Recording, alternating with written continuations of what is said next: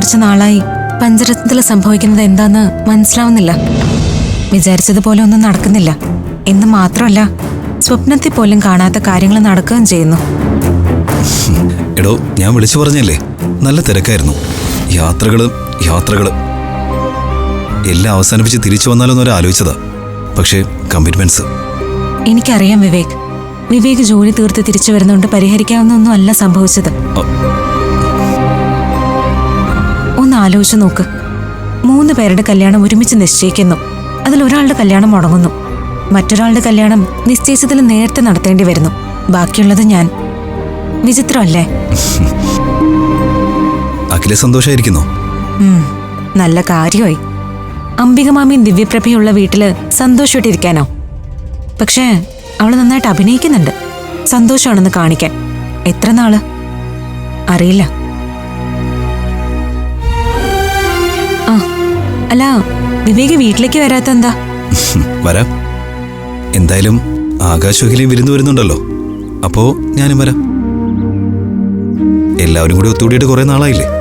ഒന്ന് കൂടുന്നൊക്കെ സന്തോഷാ. പക്ഷേ താനിങ്ങനെ നെഗറ്റീവ് ആവല്ലേ. എല്ലാം എവിടെയെങ്കിലും വെച്ച് ശരിയായാലേ പറ്റൂ. ശരിയാവും. അഭിയേട്ടൻ എന്ത് പറയുന്നു? എന്തു പറയാൻ, കൃഷ്ണേട്ടൻ വീട്ടിലുള്ളതാ അഭിയേട്ടന്റെ പ്രശ്നം. അത് ഇത്രയും നാള് അമൃതേച്ചിയും അഭിയേട്ടനും ഒളിച്ചു വെച്ചു. ഇപ്പോ കൃഷ്ണേട്ടന് ഒരു ജോലി കണ്ടുപിടിക്കാൻ എല്ലാരും നോക്കുന്നുണ്ട്. അത് നടന്നാ അഭിയേട്ടന് പ്രശ്നവും തീരും, അവരുടെ കല്യാണവും നടക്കും. നടക്കണം. ഒരുമിച്ച് തീരുമാനിച്ച കല്യാണങ്ങളില് 2 ഒരുമിച്ച് നടക്കുമല്ലോ. അത്രയും സന്തോഷം. ഞാൻ പഞ്ചരത്നത്തിലേക്ക് വരാം. എല്ലാം കലങ്ങി തെളിയുന്നു മനസ്സ് പറയുന്നു.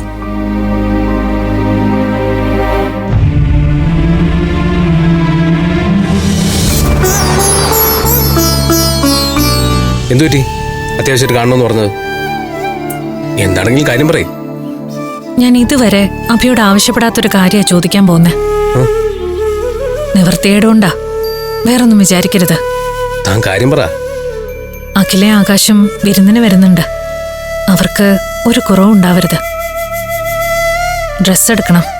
പിന്നെ ആകാശിന് 2 പവന്റെങ്കിലും ഒരു ചെയിൻ വാങ്ങിക്കൊടുക്കണം. പക്ഷേ എന്റെ കയ്യിൽ കാശ് തികയില്ല. എത്ര രൂപ വേണം? എനിക്ക് കാശൊന്നും വേണ്ട. പിന്നെ അഭിക്ക് പരിചയമുള്ള ജ്വല്ലറിന്ന് 1 മാസത്തെ ക്രെഡിറ്റിന് ഗോൾഡ് എടുത്ത് തരണം. മുഴുവൻ തുകയ്ക്ക് വേണ്ട, ഒരു 50,000. എനിക്ക് പരിചയമുള്ള ജ്വല്ലറി വലിയ സെലക്ഷൻ ഒന്നും ഉണ്ടാവില്ല. അപ്പോ അവിടെ ചെന്നിട്ട് അവിടെ കാണുന്ന അവർക്ക് ഇഷ്ടപ്പെട്ടില്ലെങ്കിൽ മറ്റൊരു ജ്വല്ലറി പോകേണ്ടി വരില്ലേ? അപ്പൊ പിന്നെ എന്ത് ചെയ്യും? അത്രയ്ക്ക് ഞാൻ ആലോചിച്ചില്ല. ഇനി എന്ത് ചെയ്യും? ഇത് കയ്യിൽ വെച്ചോ, ആവശ്യം വന്നാൽ എടുക്കാം. അയ്യോ, അതൊന്നും വേണ്ട. അഭിക്ക് ഒരുപാട് ആവശ്യങ്ങൾ ഉള്ളതല്ലേ. അതൊന്നും നോക്കണ്ട. തന്റെ ആവശ്യങ്ങള് എന്നെ കൂടെ ആവശ്യമല്ലേ? 1 മാസത്തിനകത്ത് ജ്വല്ലറിയിൽ തിരിച്ചു കൊടുക്കാന്നല്ലേ പറഞ്ഞത്? അതെനിക്ക് തന്നോ, പിന്നെന്താ കുഴപ്പം? വാങ്ങിച്ചോ.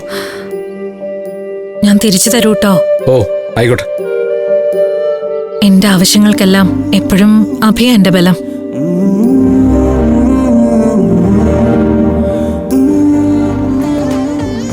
കുടുംബങ്ങളിൽ കൂട്ടുകൂടിയ 10 വർഷങ്ങൾ.